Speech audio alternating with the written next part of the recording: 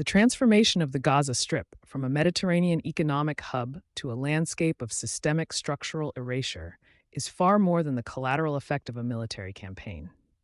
It is the material evidence of what Dan Steinbach characterizes as the fall of Israel, a multidimensional degradation of the state's moral, political, and economic frameworks.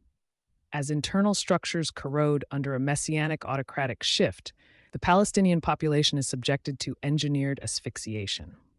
This systematic economic deprivation is now exacerbated by the 2026 regional confrontation with Iran. Steinbach's analysis suggests the Zionist project is experiencing a profound internal implosion, where the transition to theocratic autocracy has precipitated massive capital flight and a high-tech brain drain. To mitigate this internal disintegration, Israeli leadership has intensified its posture of external aggression. This has transitioned a localized colonial occupation into a regional conflagration, placing a fiscal burden on the Israeli economy not observed since the late 1970s. While the occupying power manages this decline, the Palestinian territories face institutional strangulation.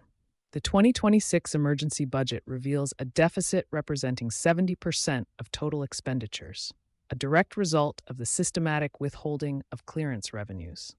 This is not a market fluctuation. It is a mechanism of financial leverage designed to destabilize the Palestinian institutional framework.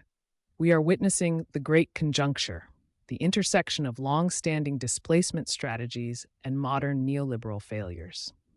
From the deployment of AI-driven mass assassination factories to the introduction of fragmented digital currencies designed to force an irreversible financial divorce between Gaza and the West Bank, the architecture of erasure is nearly complete.